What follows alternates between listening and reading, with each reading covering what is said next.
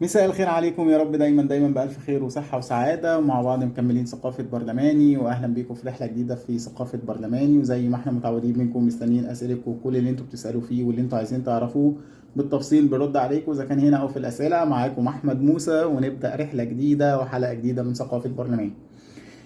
يا رب كل اللي بيسمعنا يكون بيأيد اللي احنا بنقوله او بيكتبه، ويمكن يرجع له في معلومة او حاجة هو عايز يستفيد منها في المستقبل. بس زي ما اتكلمنا وزي ما ردينا عليكم في الأسئلة، احنا عندنا في مصر 3 سلطات: السلطة التشريعية والسلطة التنفيذية والسلطة القضائية. تمام؟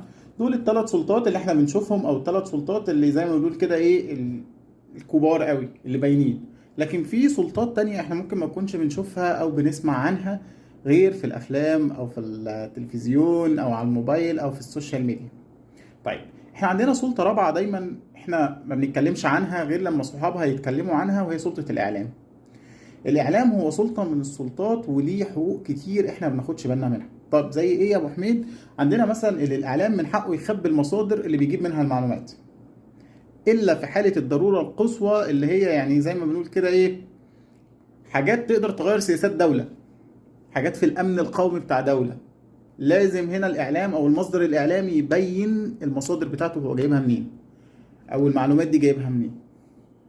وفاكرين طبعا بعض القواضي الشهيرة لبعض المنصات اللي كان فيها بينشر بعض الوثائق السرية عن مؤسسات دولية كتير ودول خارجية كتير. وعرفنا في النهاية اللي مسؤول المنصة دي أو المسؤول الإعلامي عن الصفحة اللي كانت بتنشر المواد دي أو المواد اللي هي السرية جدا جدا دي، طبعا في النهايه هو اتحاكم، لان هو طبعا اضر بسياسات وعلاقات دوليه ما بين دول، لان بعض السياسات الخاصه وبعض المعلومات السريه دي ممكن ما تكونش للنشر، هي بتبقى حاجات تبع الاجهزه المعنيه للدوله بيها، ممكن تسرب، ممكن حد يقدر ياخدها بمحضر الصدفه، مش هنقول القصد او كده اعلانها، ولكن دي بتبقى سريه جدا، بتبقى خاصه جوه الدول. ما ينفعش يعني حتى رئيس الجمهوريه لما يطلع عليها ما ينفعش اللي هو يقولها للعامه، ما ينفعش اللي هو يتكلم فيها، ما ينفعش اللي هو ينشرها، لانها بتبقى معلومات سريه ممكن تضر بدول، بمصالح دول. فعشان كده دايما دايما كده السلطه الرابعه اللي هي بتاعت الاعلام دي ناس كتير ما بتتكلمش عليها، لانها بس هي سلطه كبيره قوي، سلطه تقدر تغير راي، يعني زي ما نقول كده الراي العام. مش دايما يقول لك ايه في فيلم او في مسلسل ده تحول لقضيه راي عام؟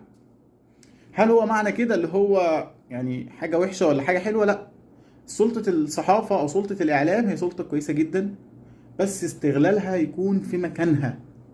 ان انا بكشف قضيه فساد، بكشف حاجات غلط بتحصل من مسؤولين، بكشف بعض الحاجات اللي الناس ما تعرفهاش، لكن ما تضرش بسياسة دولة، ما تضرش بالأمن العام بتاع دولة، ما انشرش حاجات تخص سياسات دولة، يعني مثلا حاجات عسكرية، حاجات أمنية، حاجات خاصة بالعلاقات ما بيننا وما بين دول تانية.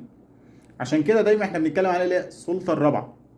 عشان كده لما بيكون في أي حدث أو أي شيء بيبقى الإعلام موجود فيه، السلطة الرابعة بتبقى موجودة فيه عشان تكون مربع السلطات بتاعنا. خلاص؟ فده كانت نقطة وأسئلة من اللي انتوا سألتوا فيها. طيب، السلطة القضائية، ايه السلطة القضائية يا ابو حميد؟ السلطة القضائية دي هي الفصل ما بين السلطات. السلطة القضائية دي هي الميزان اللي رابط كل السلطات دي، اذا كانت سلطة قضائية، اذا كانت سلطة رابعة ولا سلطة تنفيذية ولا سلطة تشريعية. خلاص؟ فدايما دايما دايما هو القضاء هو الفاصل، دايما يقول لك انا هروح للقضاء، ما في بعد احكام القضاء رأي او كلام او تعليق. يعني ما ينفعش ان احنا نعلق على رأي القضاء، ما ينفعش ان انا اعلق على رأي القاضي، ما ينفعش ان انا اعلق على حكم القاضي. خلاص؟ لا تعليق على احكام القضاء لانها فاصله، هي سلطه فاصله، ليها استقلاليتها، ليها طبعا حلف اليمين بتاعها، ليها المسؤولين عنها. دايما يقول لك ايه، طب ما السلطه القضائيه دي بتاخد مرتباتها من الدوله، مش وزاره العدل دي ووزير العدل ده بيعين من مجلس الوزراء وهو وزير وبياخدوا مرتباتهم من الحكومه؟ مجلس النواب بياخد مرتباتهم من الحكومه. بعض الصحافه والاعلاميين في الجرايد مثلا اللي احنا نقدر نقول عليها الحكوميه او اللي هي القطاع عام بياخد مرتباتهم من الدوله. تمام؟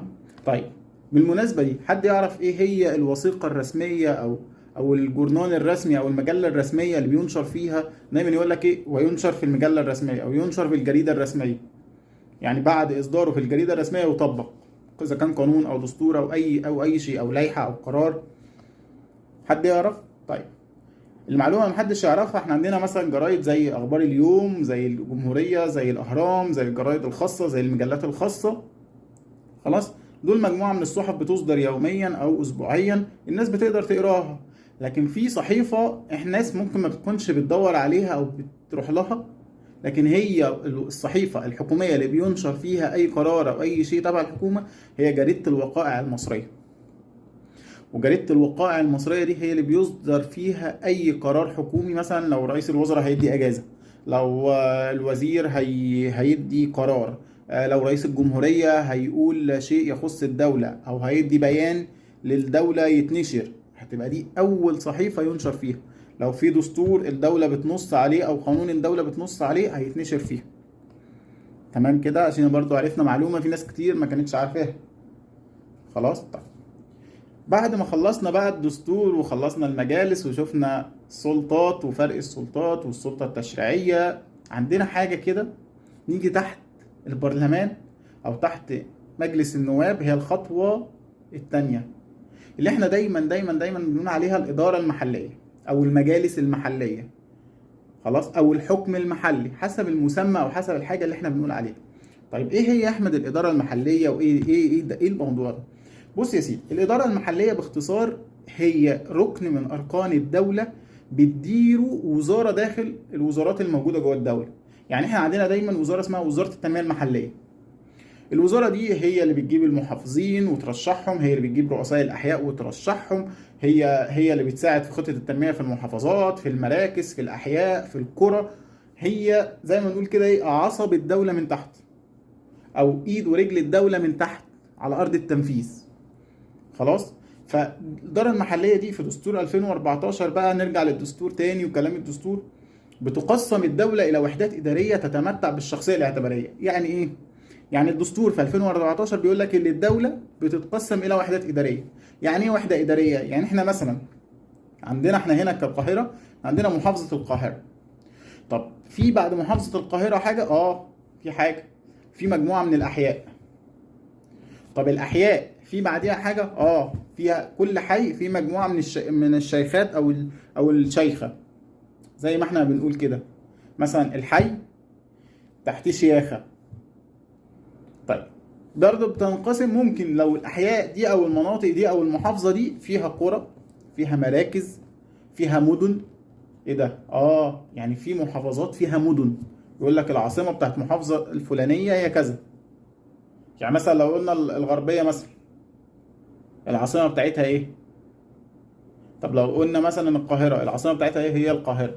لكن الغربية، محافظة الغربية ليها مدينة، ليها عاصمة. حد عارف هي ايه؟ مستنيين تردوا علينا ونشوف هتعرفوا ولا لا. خلاص. فكل حاجة، يعني اسكندرية مدينة، صح؟ مدينة الاسكندرية او محافظة الاسكندرية ليها عاصمة تانية جواها؟ لا، ملهاش. اسكندرية هي اسكندرية، مطروح هي مطروح، الجيزة هي الجيزة. لكن مثلا نيجي على الغربية، هنيجي على الدهالية، خلاص، هنلاقي ليهم مدن بنقول بيها دي المدينة الفلانية، دي المدينة الفلانية العاصمة بتاعتها. خلاص. ففي محافظات جواها مدن، خلاص كده، او عاصمة ليها. طيب بعد ما احنا انشأنا زي ما الدستور قال لنا ان احنا عندنا وحدات اداريه تتمتع بالشخصيه الاعتباريه، وطبعا يراعى طبعا التقسيم المحلي والسكاني والاقتصادي لكل محافظه من دولت وكل وحده اداريه من دول. طيب احنا في مصر بنتمتع بحاجه اسمها اللامركزيه. احنا لا مركزيه. بس حد يقول لي لا، احنا مركزيه. يا عم احنا مركزيه ازاي؟ هل الدوله بتدار من فوق ولا بتدار من تحت؟ لا، الدولة عندنا في مصر شوية ممكن تكون في بعض الأماكن مركزية وبعض الأماكن لا مركزية. بمعنى إيه؟ يعني إحنا عندنا اللامركزية اللي كل محافظة تخدم نفسها بنفسها، وده بيحصل وأحياء كتير وبنشوفها كتير، بس إحنا بناخدش بالنا اللي إحنا عندنا مركزية ولا مركزية في نفس الوقت. يعني ممكن الحي اللي إحنا فيه بيحط الخطة بتاعته، إذا كان من إنشاءات، من مشاريع صرف صحي، من مشاريع مد كهرباء، من مشاريع طرق، اذا كان بقى اعاده صيانه طرق، اعاده ترميم طرق، اعاده بناء طرق من اول وجديد، كل دي في اللامركزيه. طب المركزيه بتاعت الدوله بقى، اللي الدوله بتحط لكل محافظه ميزانيه من ميزانيه الدوله، وكل محافظه بتحط ميزانيه لكل مجموعه الوحدات الاداريه اللي عندها داخليه، اذا كانت مراكز او احياء او قرى او وكل واحده من دولت بتصرف حسب المطالب اللي هي بعتها للمحافظه. يعني كل واحد بيعمل خطه. يعني مثلا انا الحي بتاعي مثلا حي وسط البلد، حي وسط البلد دوت بيحط الخطه بتاعته.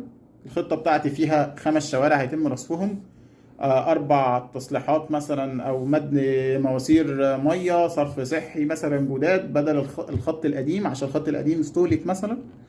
فببعته للمحافظه، فالمحافظه لما بتبعت ده للاداره المحليه او للدوله وتاخد منها فلوس، تيجي تقول والله ايه، حي مثلا وسط البلد محافظه القاهره، ادي الرقم بتاعك س.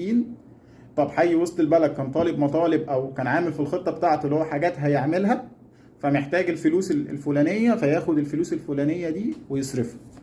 هل في دخل تاني للمحافظات؟ في دخل تاني، في صناديق خاصه، داخل المحافظات والمدن والاحياء والقرى والمراكز. طبعا دي بتبقى عبء على الميزانيه العامه للدوله، لانها طبعا لو الصناديق الخاصه دي مضافه او داخله في الميزانيه العامه للدوله هتفيد الدوله اكتر. بس الميزانيات دي او الصناديق دي بتبقى مثلا لو احنا مثلا بنتكلم في وسط البلد عندنا حدائق مثلا، الحديقه دي انت بتخشها برسوم، مش بتدفع فيها رسوم، ده صندوق خاص. الصندوق الخاص ده بيروح فين؟ بيروح للحي اللي تبعه الحديقه او المنطقه او الحاجه اللي ماسكه الصندوق ده. خلاص. لما بتروح مثلا اداره معينه او شيء معين يقول لك ادفع ضريبه معينه او شيء معين، ده صندوق خاص.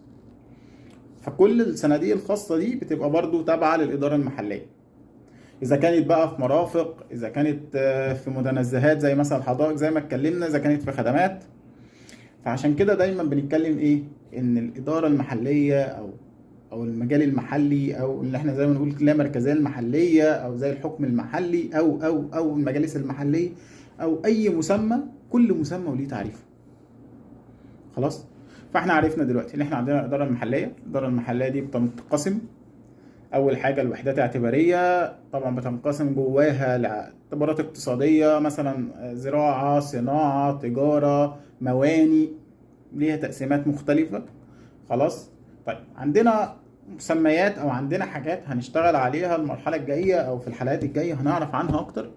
عندنا وحدات الاداره المحليه، هنعرف يعني ايه وحدات الاداره المحليه، هنعرف يعني ايه الاقاليم الاقتصاديه، هنعرف يعني ايه الامانه العامه للاداره المحليه والمجلس الاعلى للاداره المحليه. دول 4 حاجات انا عايزك كده تبص فيهم وتسال نفسك وتعرف عنهم معلومات، عشان احنا من المره الجايه هنبدا نتكلم فيهم، وهنعرف يعني ايه وحدات الاداره المحليه، وهنعرف زي ما احنا اتكلمنا كده الاقاليم، يعني ايه الاقاليم الاقتصاديه، هل مصر متقسمه اقاليم؟ طب عندنا كام اقليم؟ طب هما 10 11 20 اقل مثلا 5 6 كم اقليم؟ فهنعرف كل ده في الحلقات الجايه.